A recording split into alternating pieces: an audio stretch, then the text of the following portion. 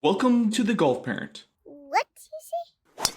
So, if I was to give you a blank piece of paper right now and ask you just to write down the ultimate coaching philosophy, again, I'm putting you on the spot here a lot. I don't know Yeah. why I'm being so mean to you here right now, but I know you got the wisdom. I know you got the nuggets here. What would you put? What is a good, when we're looking and interviewing golf coaches and looking at programs, what is a philosophy in your opinion that you think gives the parent and the child the best chance of success throughout the entire process?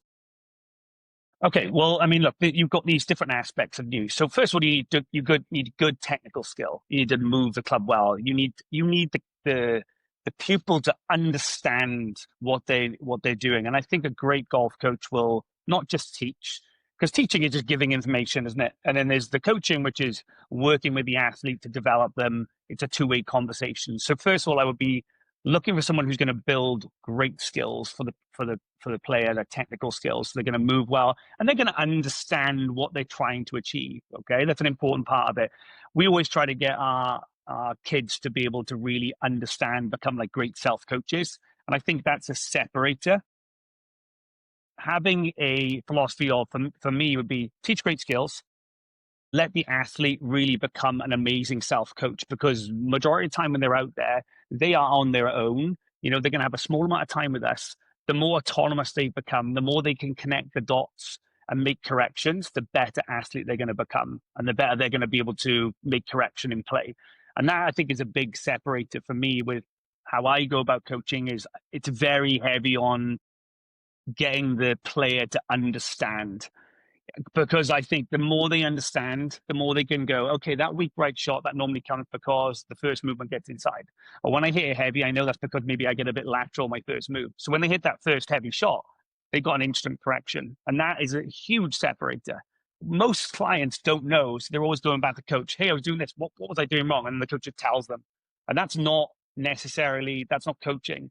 And that doesn't equip them for the ability to make those corrections in play and become more autonomous. So for me, the philosophy is very much like make that player a great self coach. And if I've done that, I've done my job. Hey, I don't want to lose my job, but I don't want to make myself redundant. But at the same point, I haven't done my job if that kid can't do that. And we have kids at 8, 9, 10 years old that can do that better than tall players can.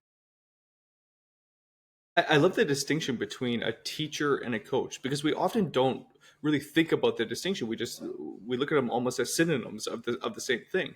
But you're right. A teacher is somebody that's transferring information, but a coach is someone that develops you. And so obviously a part of that is being a teacher, but there's so much more that a coach actually does. And it's nice to hear that distinction between a teacher and a coach because I know we don't often think of it. Yeah, I think that's part of the. I mean, I think if you watch any of the guys from Altus, great, or just great coaches in general, not just saying Altus, but just great coaches in general, they don't just give you the answer. And I think I watch that a lot sometimes with teaching. It's they hit a bad shot. Hey, you did this. Hey, you did that. And they're just giving them the answer all the time. And sometimes at the beginning they need a little bit of that because they don't have that ability to recognize it. But what we always try to get them to do is we would say, "Hey, when you hit that shot right, why is that? Can you tell me why?" And then the first few times they can't do it, and then eventually they can say, "Oh, is it because normally I make that lateral move?" Yeah, it is. Okay, great. So what are we going to do in the next one? Let's make a correction. So imagine if they can have that self dialogue and be able to connect the dots, which is definitely a separator.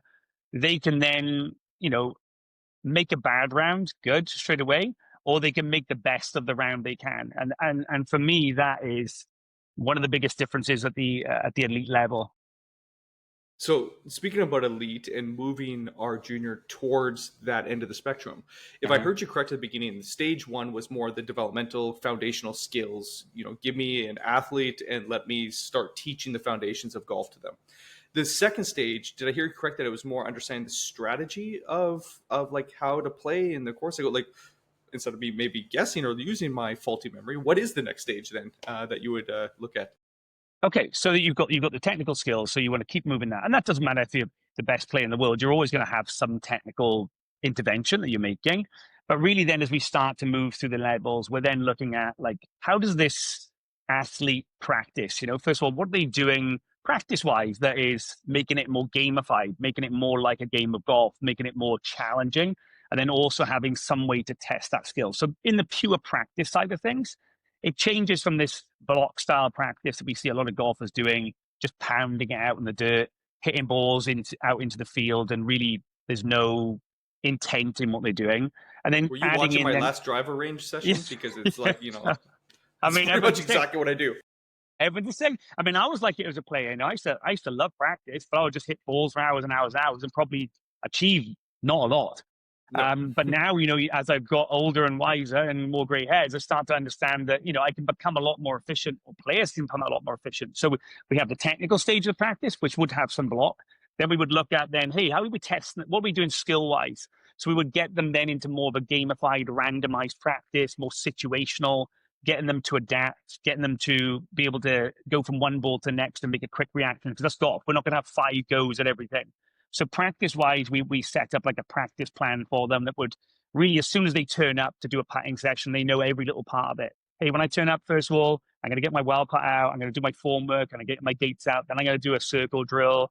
I'm going to do some lag putting drills. And then I'm going to test that skill with these skills at the end. So that would be the basis of starting to take them into more gamified practice that would look more like a golf tournament. And then all we got, I mean, we can go on and on and on. Then we got all the layers of, okay, well, what's the best performing self look like? What do they eat like? What do they sleep like? What do they do in the morning of a tournament?